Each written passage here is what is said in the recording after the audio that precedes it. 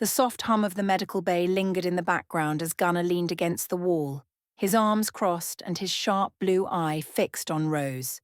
She stood near Caleb's bed, arms crossed, her posture casual but her expression tense. Her usual smirk was gone, replaced by a guarded intensity that reflected the weight of the night's events.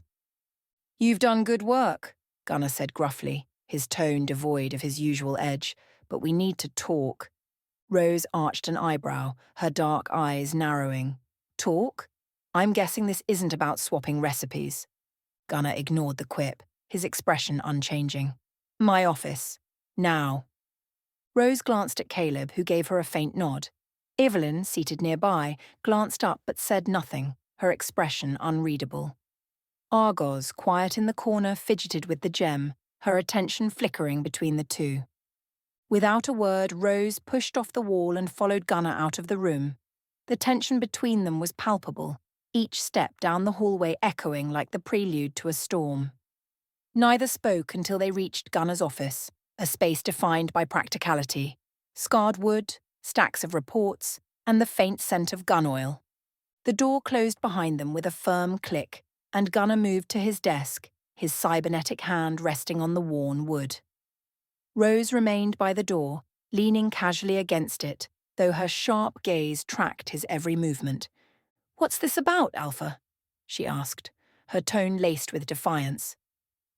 Gunnar looked at her, his blue eye piercing. "This isn't just about you or your team. Draven wasn't after you, he was after Argos. I want to know why." Rose tilted her head, her smirk returning faintly. "You think I have the answers to that? Hate to break it to you, but I'm not exactly his confidant." "You've been around longer than most," Gunnar said bluntly. "You know more about people like him than you let on. And after what happened at the Brownstone, I need to know if this is about more than the gem." Rose stiffened for a fraction of a second, the shift so subtle it might have gone unnoticed by anyone else. "Draven doesn't need a reason beyond greed and power. The gem's enough of a prize for someone like him." Gunnar's gaze didn't waver. "It's more than that. He sent his best after her. That wasn't just a smash and grab, it was a statement. And I don't like being left in the dark." Rose pushed off the door, stepping closer. "Neither do I, but if you think I'm holding out on you, you're wrong. My priority is my team. Always has been, always will be." "And what about Argos?" Gunnar pressed. "She came to you, trusted you, and now Draven's tearing through our operations to get to her. What aren't you telling me?" Rose's smirk faltered, her expression hardening. "You think I don't care? That I'd risk them for… what? A secret? You don't know me as well as you think, Gunnar." "Then help me understand," he said, his voice steady but unyielding. "If there's anything you know, anything at all, we need it. This isn't just about the Brownstone. It's about what's coming."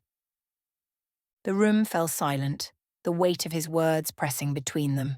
Rose looked away briefly, her jaw tightening before she met his gaze again. "Draven's always played the long game," she said finally. "If he's this desperate to get the gem, it's not just about power. It's about control. Over her, over the gem, maybe even more. But that's all I've got for you." Gunnar studied her for a moment longer, his expression unreadable. Finally he nodded. "Fair enough. But if you do remember anything else, anything that could help, you come to me. Understood?" Rose crossed her arms, her smirk returning faintly. "Loud and clear, Alpha." Gunnar's eye narrowed, but he didn't respond. Instead, he turned back to his desk, the conversation over for now. Rose took that as her cue and moved to the door. Before she left, she paused, glancing back at him. "For what it's worth, I'm not planning on letting him win. Not now, not ever." With that, she walked out, leaving Gunnar alone in his office. The tension lingered, but beneath it was a shared determination neither of them could deny. Argos lingered just outside Gunnar's office, her small frame tense and hunched as if she were bracing for a blow. She fiddled nervously with the edge of her sleeve, her sharp yellow eyes darting to the closed door and back down the hall. The metallic hum of the facility's machinery filled the silence, but it did nothing to soothe her nerves. The door creaked open and Rose stepped out, her dark eyes meeting Argos's startled gaze. Rose paused, her expression softening as she took in the goblin's anxious posture. "You okay?" Rose asked, tilting her head. Argos opened her mouth, then closed it, shifting her weight from foot to foot. I need to talk to him," she said, her voice barely above a whisper. About the portal and Draven's fortress." Rose's eyebrows lifted slightly in surprise. She crossed her arms, leaning casually against the doorframe. "That's big," she said, her tone steady. "You want me to come in with you?" Argos nodded quickly, relief flashing across her face. "Please." Rose pushed the door open wider, gesturing for Argos to follow. "Come on. He doesn't bite. Much." Gunnar sat behind the desk, his cybernetic fingers tapping lightly against the metal armrest of his chair, his single blue eye locked onto them as they entered, and he immediately straightened, his presence filling the room. "Rose," he greeted, his voice calm but edged with curiosity. His gaze shifted to Argos. "And Argos, what's this about?" Argos hesitated, her hands gripping the edge of her cloak tightly. Rose gave her a nudge, stepping aside to let the goblin take the spotlight. I need to tell you something," Argos began, her voice wavering. "About how I got here, and about Draven's fortress." Gunnar's gaze sharpened, and he leaned forward, resting his elbows on the desk. "Go on." Encouraged by his attentiveness, Argos took a deep breath and began. "When I came to this realm, it was through a portal in the ruins of Eldermire. Draven's hunters were after me. They'd cornered me. The portal was unstable, dangerous, but it was my only way out. I didn't think I'd survive, but I couldn't let them take me. Not with the gem." She touched the faintly glowing gem around her neck, its pulse seeming to steady her nerves. "Draven's fortress," she continued, her voice gaining strength, "is heavily fortified. It's not just the soldiers. He uses magic, dark magic, the wards, the traps. Everything is designed to keep people out and to keep his treasures in. I barely made it out alive when I took this." She gestured to the gem. "But I remember everything. The layout, the defences, even some of the patterns the guards follow." Gunnar's expression remained impassive, but his fingers stopped tapping. "You're saying you have detailed intel on Draven's operations?" Argos nodded. "Yes. I didn't know if it would matter, but after what happened to Caleb and Evelyn, I can't keep running. If you're going after him, I want to help." For a moment, silence hung in the air, heavy with unspoken tension. Gunnar leaned back in his chair, his cybernetic hand resting on the desk as he regarded her thoughtfully. "This is valuable information," he said finally. "If what you're saying checks out, it gives us an edge we didn't have before." He paused, his blue eye locking onto hers. "But I need you to be absolutely sure. If we're going to use this intel, it has to be accurate. Lives depend on it." Argos's chin lifted slightly, a flicker of defiance in her eyes. "I'm sure. I wouldn't bring it up if I wasn't." Rose stepped forward, placing a hand on Argos's shoulder. "She's been through hell, Gunnar. I believe her." Gunnar gave a small nod, his gaze softening just enough to ease some of the tension in the room. "All right. We'll debrief and verify everything. Rose, help her get settled and ready for a formal briefing. Argos," he met her gaze firmly, "we'll take it from here. You did the right thing coming forward." Argos exhaled a shaky breath, relief washing over her. "Thank you." As they left the office, Rose glanced at her with a small, encouraging smile. "Told you he doesn't bite." Argos managed a weak laugh, but her heart felt lighter. For the first time in what felt like forever, she wasn't running alone. Gunnar assigns Eli the task. Gunnar tapped a button on his comms device after Rose and Argos left his office. "Eli, meet me in the war room." "On my way." Eli's voice crackled over the speaker, accompanied by faint workshop noises. Gunnar leaned back, reviewing the notes he'd jotted down during Argos's revelation. They were fragments, A layout here, a detail about Draven's defences there. But it wasn't enough. They needed more. Eli entered, her silver hair pulled into a loose ponytail, her violet eyes sharp with curiosity. She carried a datapad tucked under one arm. Alatharis followed close behind, his movements calm and deliberate, his presence radiating quiet authority. "What's up, Gunnar?" Eli asked, leaning casually against the edge of the table.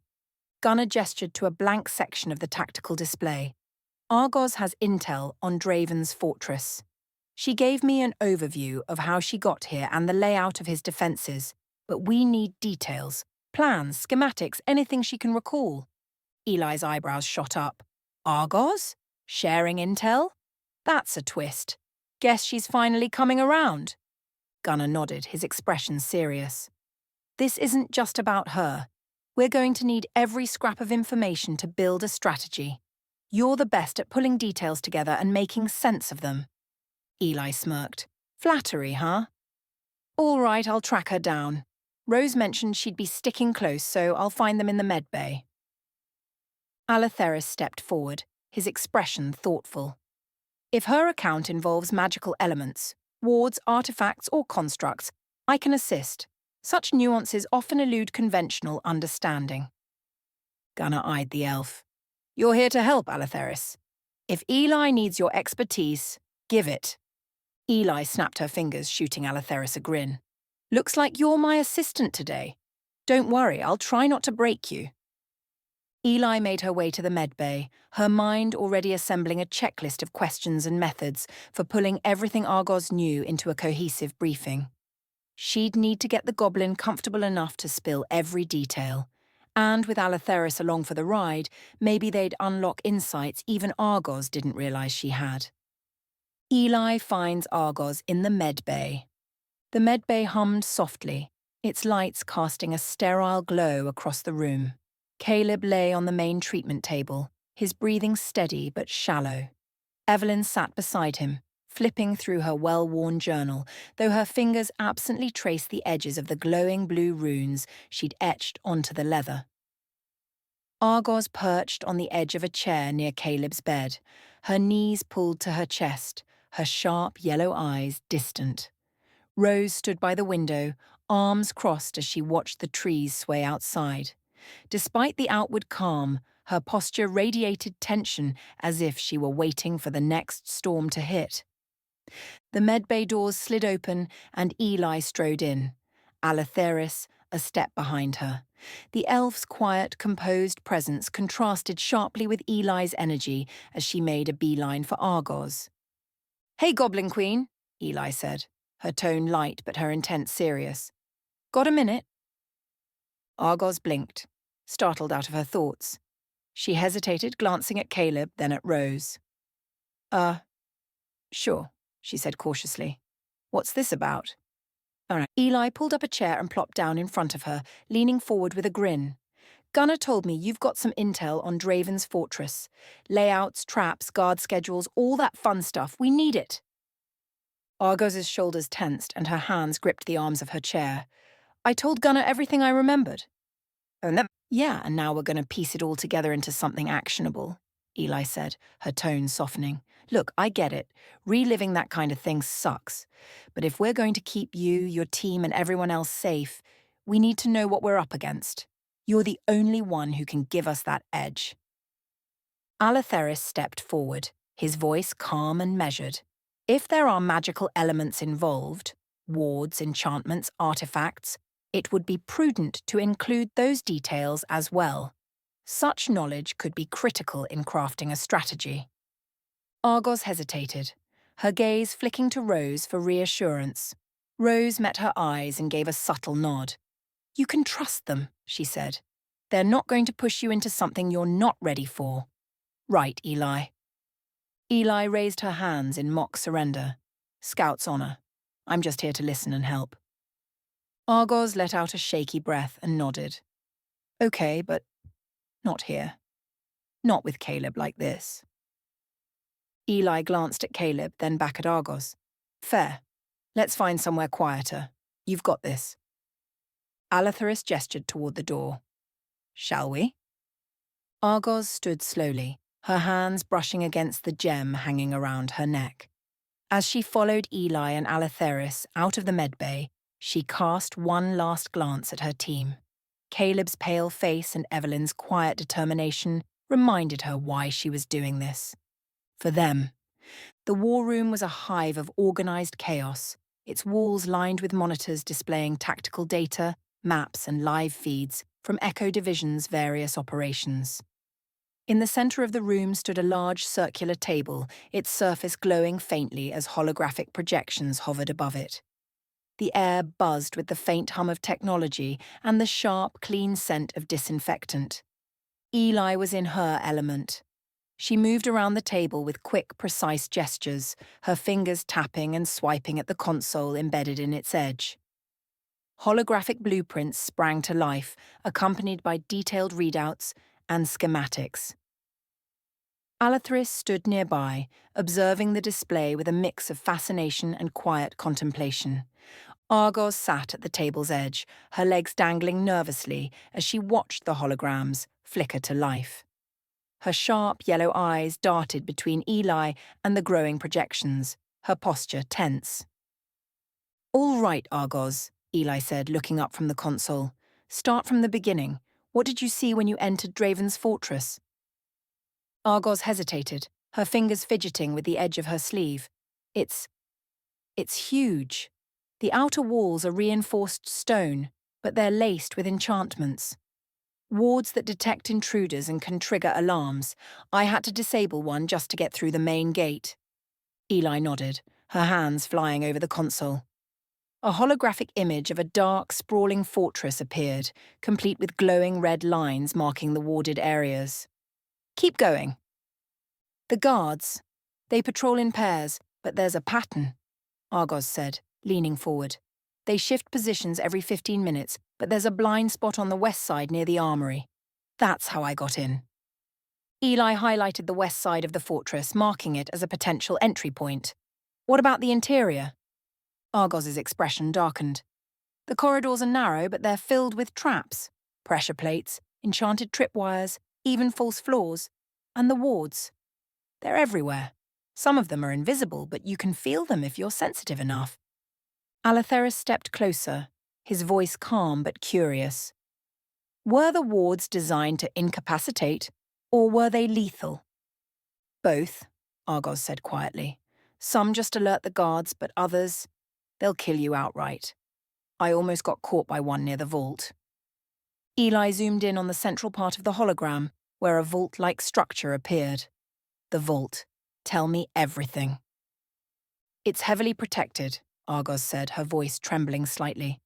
"The lock is a mix of mechanical and magical. I had to pick it while avoiding a ward that would have sealed me inside. Inside. There's the gem, but there's more. Artifacts, weapons, things I couldn't even identify." Eli frowned, her hands pausing over the console. "Weapons? Like what?" Argos shook her head. "I don't know. I didn't have time to look, but they felt dangerous. Powerful." Eli and Alatheris exchanged a glance, the weight of Argos's words sinking in. "Anything else?" Eli asked gently. Argos nodded. "Draven himself, he's not just a man. When I escaped, he chased me. He moved faster than he should have, and his sword," she shivered. "It felt alive, like it was hunting me." Eli leaned back, exhaling sharply. "Damn, this guy doesn't play around." Alatheris studied the hologram intently, his voice measured. "This information is invaluable. If we are to confront Draven, we must prepare thoroughly. His fortress is not just a stronghold. It is a weapon in itself." Eli nodded, her fingers flying over the console one last time. The hologram expanded, showing detailed schematics, guard routes, and the glowing wards Argos had described. "All right," she said, stepping back. "We've got a good start here. Argos, this is going to save lives." Argos's gaze dropped to the table, her fingers still fidgeting nervously. I don't want anyone else to get hurt. Not like Caleb." Eli's expression softened, and she placed a reassuring hand on Argos's shoulder. "We'll make sure of that. You've done more than enough, Argos. The rest is on us. Argos gave a small nod, her shoulders relaxing slightly as she let out a shaky breath. For the first time in a long while, she felt like she wasn't facing this battle alone. The lights in the war room dimmed, and the holographic display illuminated the table with a glowing representation of Mirkdusk. Eli stood at the console, her violet eyes sharp as she manipulated the projection, zooming in on the towering silhouette of Draven's fortress. The air in the room was thick with tension as the assembled team studied the details. We've compiled everything Argos could recall about Draven's fortress, Eli began, her tone professional but tinged with urgency. The defences are layered with wards, traps, and what I can only describe as dark magic nastiness. This is not a place you waltz into. The hologram shifted to show glowing runes that pulsed around the fortress walls. Eli gestured toward them. These wards are designed to repel intruders and obscure their locations. Draven's guards patrol on tight, staggered schedules. And the fortress itself is a labyrinth. Once you're in, finding your way out will be just as challenging. Argos, sitting near Rose, fidgeted with the edge of her sleeve, her yellow eyes darting across the display. The defences are even worse on the inside. There are these enchanted gargoyles. They don't move unless they sense a threat, but once they do, she shuddered. You don't want to meet them. Lieutenant Arundel leaned forward, his expression serious. We could counter some of these wards with Alfheim magic. However, without a direct portal key to Mirkdusk, reaching the fortress is our first obstacle. The room fell silent, the weight of the statement settling over the team. Gunner's cybernetic fingers tapped rhythmically on the table as his mind worked through the problem. Clara and Desera exchanged a glance while Shade's sharp gaze lingered on the hologram. We don't have a key, Eli admitted, breaking the silence, and without one, accessing Mirkdusk is, well, let's just say it's not an easy feat. Argos hesitated, glancing nervously at Rose before finally speaking up. I might have an idea. All eyes turned to her, and she shrank slightly under the scrutiny. Rose placed a reassuring hand on her shoulder, encouraging her to continue. When I first arrived here, Argos said, her voice shaky but growing steadier, I came through a portal on the shores of Lake Michigan. It was near Traverse City. The portal was unstable, but it got me here. Maybe that spot could help. Eli straightened, her fingers flying over the console as she brought up a map of the region. A portal signature might still linger there, especially if it's been used multiple times. If we can analyze it, we might be able to anchor to the Mirkdusk side. Lieutenant Arundel nodded thoughtfully. If the location is viable, we can combine your technology with our magic to stabilize and reopen the portal. Darren leaned back in his chair, arms crossed. And what happens if we poke the wrong hole into Draven's backyard? Do we all just get sucked into oblivion? Eli shot him a look, though a faint smirk tugged at her lips. That's why it's called calculated risk, Darren. Emphasis on calculated. Clara leaned forward, her tone decisive. Then we scout Traverse City. Argos, you'll lead us to the location. Eli, Alatharis, and Arundel, you'll work on stabilizing the portal. The rest of us will secure the area and handle any surprises. Rose's dark eyes narrowed as she studied the map. And there will be surprises. Draven won't take kindly to us knocking on his door. Gunner's voice cut through the room, calm and commanding. We have a lead. That's more than we had before. Let's move quickly. Eli, coordinate with the elves. Clara, plan the scouting mission. Argos, I want every detail you remember about that portal and the area around it. We're doing this right. The team exchanged nods of agreement, the tension in the room shifting into focused determination. As the meeting adjourned, Eli lingered at the console, already immersed in calculations. Argos stood a little taller as she followed Rose and the others out, her nervousness tempered by the knowledge that she was finally taking a stand. Clara entered Gunner's office, her expression serious and purposeful. She carried a datapad under one arm, a set of notes for the mission she had been strategizing. Gunnar looked up from his desk, his cybernetic fingers resting on the edge of a report he had been reading. "Clara," he greeted, leaning back in his chair. "What's on your mind?" "I've been working on a recon plan," she said, setting the datapad on his desk and pulling up the details.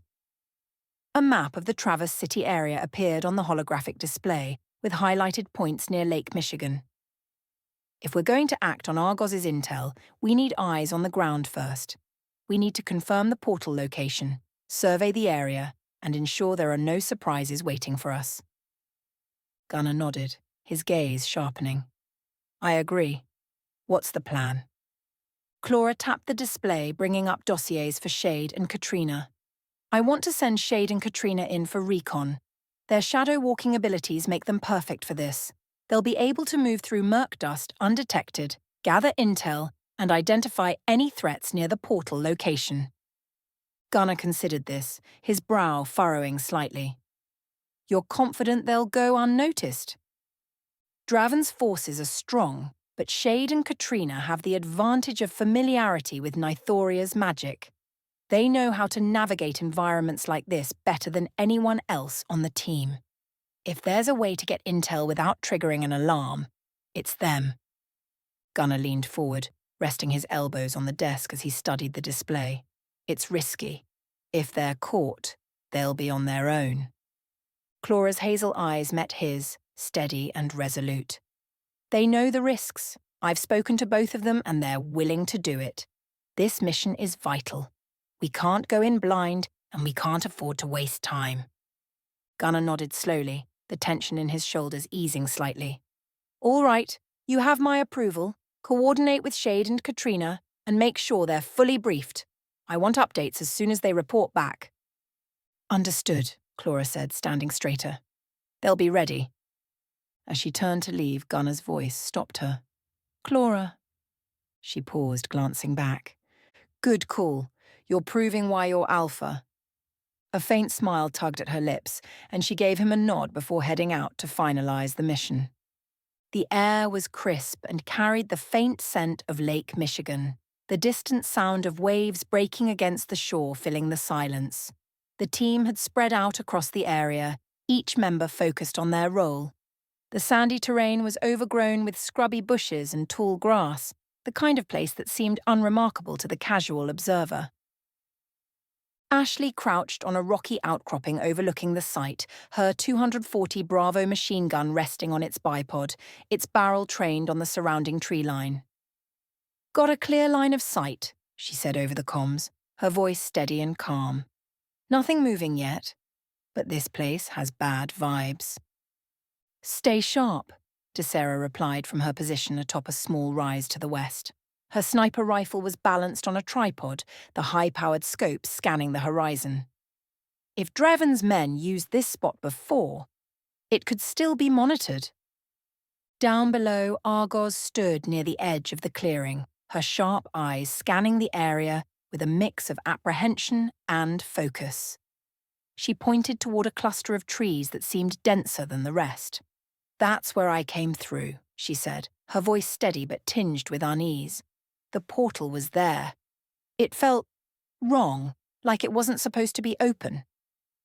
Eli, Alatheris, and Lieutenant Erendil moved closer to the indicated area, their hands hovering over scanning devices and magical instruments. Eli knelt, brushing her silver hair back as she adjusted the holographic interface on her wrist-mounted device. "Energy readings are off the charts," she muttered, her violet eyes glowing faintly as she focused on the readings. "Definitely residual magic. And it's messy, like someone forced the portal open." Alatheris tilted his head, his long fingers tracing a faint sigil in the air. The lines shimmered briefly before fading, leaving behind a faint hum that only those attuned to magic could hear. "She's correct," he said, his tone thoughtful.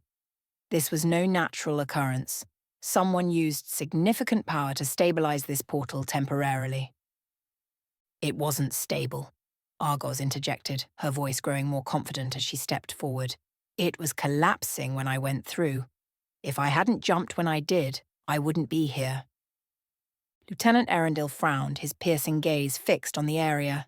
Then recreating it will require precision and significant power. Eli stood, dusting off her hands. We've got power and brains to spare, she said, flashing a quick grin. The real question is, what happens if we succeed? Do we open a back door for Draven? Gunnar, standing a few paces behind the group, crossed his arms and surveyed the area. We don't make a move until we're sure it's secure. This isn't just about opening the portal, it's about controlling it. Alatheris glanced at Eli. We'll need more time to properly assess. A rushed attempt could cause more harm than good. You've got it, Gunnar said firmly. Ashley, Desera, keep Overwatch tight. If anything so much as blinks wrong, I want to know. As the group settled into their tasks, the tension in the air was palpable. The stakes were high and everyone knew it. The winds off Lake Michigan carried a crisp chill, stirring the tall grass that bordered the secluded clearing just outside Traverse City. The team spread out, their movements careful and deliberate as they scanned the area where Argos claimed she had arrived months ago. Despite the serene surroundings, a palpable tension hung in the air.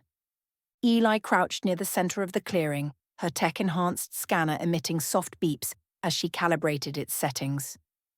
Beside her, Alatheris muttered an incantation, his long, ornate robes fluttering in the breeze. A faint glow surrounded his outstretched hands as he traced the residual energy lingering in the space. This place has seen heavy magic, Alatheris murmured, his tone grave. The portal wasn't just used once. It's been opened multiple times. Eli glanced up from her scanner, her silver hair catching the sunlight. That tracks with what Argos said. Draven's men used it to follow her to Earth. But this much residual energy, it's a miracle this area isn't more unstable. Darren, leaning against a nearby tree with thunderstrikes slung over his shoulder, smirked. So what you're saying is if we poke it wrong, it might blow up in our faces? Eli rolled her eyes. Only if you're the one poking it, Darren. Clara stepped forward, her gaze scanning the tree line. Omega, her half-dire wolf companion, flanked her, his ears perked as he sniffed the air. Focus.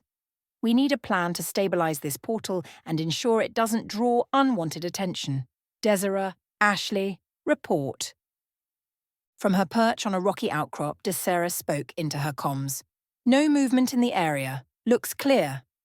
Ashley, positioned with her 240B machine gun on a makeshift tripod, added, I've got a clear line of sight. If anyone tries to sneak up on us, they won't get far. Eli adjusted her scanner, her expression thoughtful. If we want to reopen this portal, we'll need to synchronize the magical and technological frequencies. Alatheris, can your spells contain the residual instability? Alatheris nodded, though his expression remained cautious. It's possible, but it will require precision. The energies here are volatile. Argos, standing slightly apart from the group, shifted uncomfortably. That sounds like Draven's style. He doesn't care about the consequences, just the results. Clara crossed her arms, her gaze steady. Argos, this is your chance to shine. Can you pinpoint exactly where the portal opened? Argos hesitated, then stepped forward, her eyes scanning the clearing. She stopped near a cluster of rocks, her hand hovering over the ground. Here. This is where I came through. I remember the air. It felt wrong, heavy. Alatheris knelt beside her, inspecting the area with his glowing hands. She's right. The residue is strongest here. This is our anchor point. Eli stood, brushing dirt off her knees. All right, here's the plan. Alatheris and I will work together to stabilize the portal. Darren, you're on don't touch anything duty. Darren grinned, pushing off the tree. I'll have you know I'm excellent at supervising. Ashley's voice crackled over the comms. You mean standing around making sarcastic comments? Exactly, Darren shot back, his grin widening. Somebody's got to keep morale up. Clara cut through the banter with her usual authority. Enough. Ashley, Desera, maintain Overwatch. The rest of you stay sharp. If Draven's men used this portal before, there's no guarantee they won't try again." As the team moved into position, a faint hum began to emanate from the ground, growing stronger as Eli and Alatheris began their work. The clearing, once quiet, now thrummed with the promise of something vast and dangerous just beneath the surface. As the faint hum of magical energy intensified, Shade and Katrina emerged from the tree line, their silhouettes sharp against the growing twilight. Shade's presence, as always, carried an air of quiet command. His dark armor seemed to drink in the surrounding light, and the faint crest of Karina's royal house on his chest gleamed as if in defiance of the shadows. His sharp eyes assessed the scene, taking in the activity with practiced efficiency. Beside him, Katrina moved with the fluid grace of a predator, her piercing violet eyes scanning the clearing for threats. Her dark hair, loosely tied back, shimmered faintly under the fading sun, and the silver accents on her combat attire glinted as she adjusted her gear. She carried herself with a poised intensity, her connection to Nethoria evident in the quiet power that radiated from her. Shade's voice broke the hum of the clearing. "Is the portal stable yet?" Eli, crouched over her equipment, didn't look up as she answered. "It's not a toaster oven, Shade. These things take time." Alatheris, kneeling near the anchor point with glowing runes hovering over his hands, added, "The residual energy here is volatile. Stabilizing it is delicate work. Rushing it would be unwise."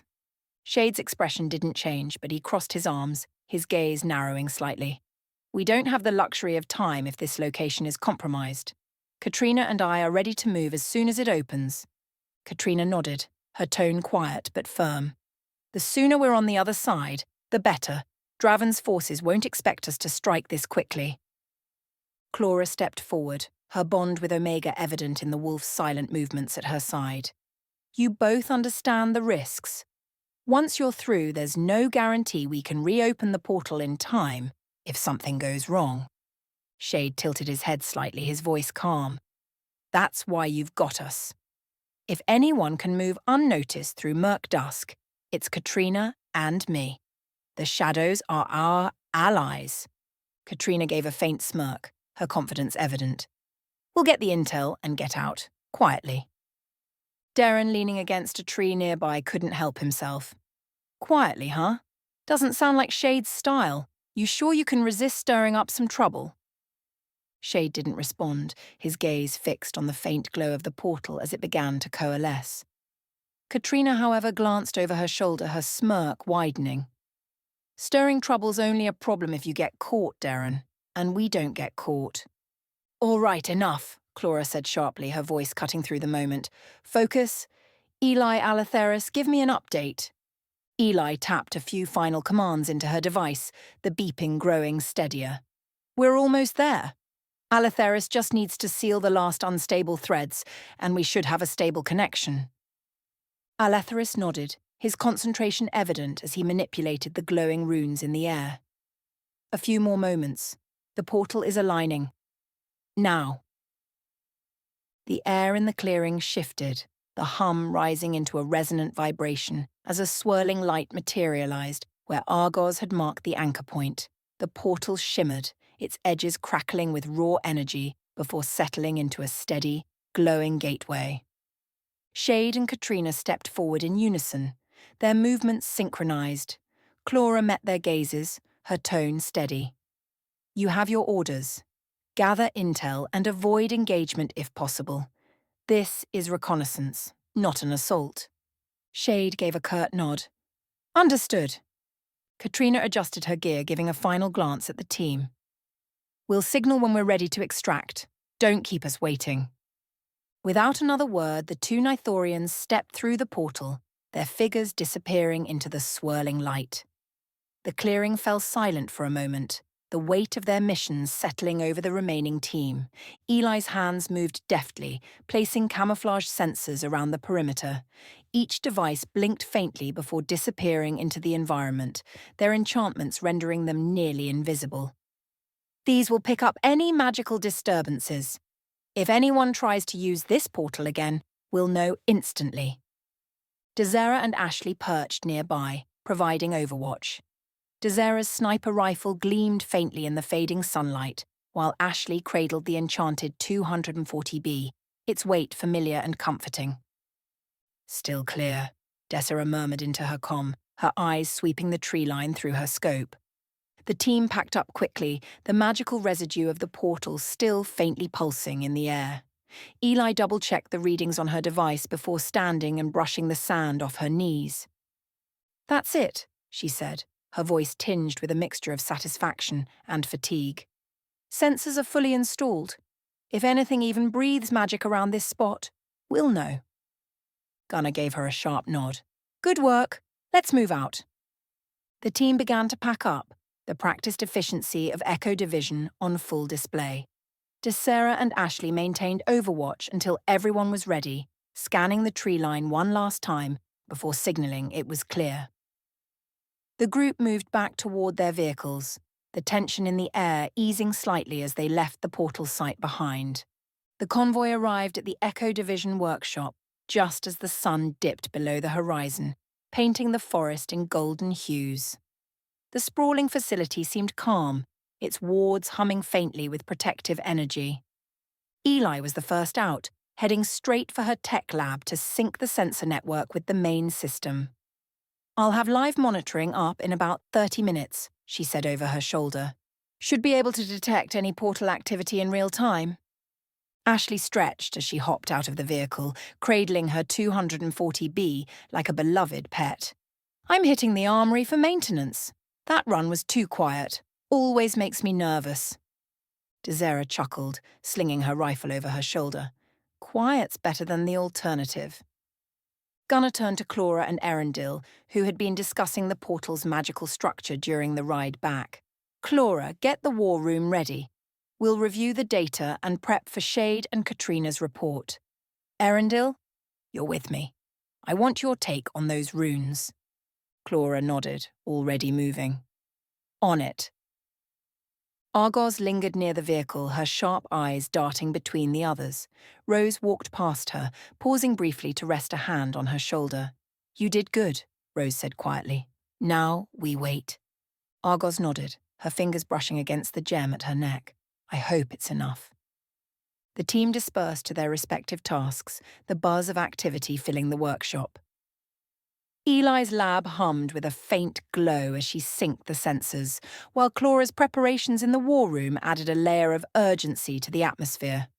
Gunnar moved through the space with his usual commanding presence, his cybernetic arm gleaming under the soft light.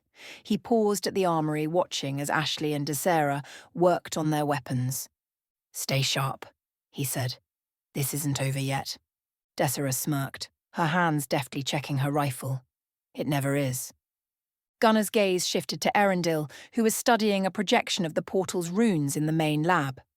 "Let's see what we can learn from this," he said, motioning for the elf to follow him. The stage was set, the team preparing for whatever came next. The air in the workshop was thick with anticipation, each member of Echo Division knowing that the real battle was still ahead. The war room was dimly lit, the holographic table at its center casting an eerie glow as the team gathered around. Eli's monitors flickered with data from the newly installed sensors at the portal site, but the focus was on a single transmission coming through the comms link. Shade's voice was calm, but his words carried an edge of tension. "We've made it to the ruins. Mirkdusk feels darker than I remember. The portal dropped us just outside the outer wards." Katrina's voice followed, steady and focused. "We're moving toward Draven's castle now. The ruins are crawling with old wards, but they seem inactive. No sign of Draven's forces yet." Gunnar leaned over the table, his single blue eye narrowing as he processed their words. "Stay sharp. If those wards reactivate, you won't get much warning." "We're aware," Shade replied. "We'll keep to the shadows and use the castle's understructure to stay out of sight." Katrina added, "We'll send updates every 20 minutes. If we don't check in..." The comms crackled, her voice cutting out mid-sentence. Eli's hands flew across the console, her brow furrowing. Hold on. I'm losing their signal. A burst of static filled the room before Shade's voice came through again, distorted but audible. Moving forward. Interference. Could be wards or magic. Another crackle, then silence. Eli frowned, tapping at the controls. That's it. Their comms are dead. I can't re-establish the connection. The room fell silent, tension thick in the air.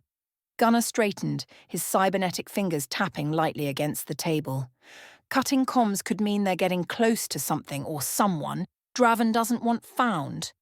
Clara's voice was steady, though her hazel eyes reflected concern. We have to assume they'll handle themselves. Shade and Katrina knew the risks. Desiree crossed her arms, her tone practical but uneasy. What's the fallback plan if they go dark permanently? Gunnar's gaze didn't waver. We wait. If we don't hear from them in 48 hours, we'll send in a recovery team. The gravity of his words hung in the room. Argos, standing near the edge of the group, tightened her grip on the gem around her neck, her sharp yellow eyes reflecting a flicker of guilt. Rose placed a hand on her shoulder. They knew the stakes, kid. Don't carry that weight. Gunnar's voice cut through the murmurs. We stick to the plan.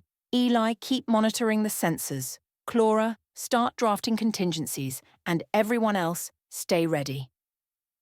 The team dispersed, but the unease lingered. The silence from Shade and Katrina cast a long shadow over the war room, a reminder of the danger that lay ahead.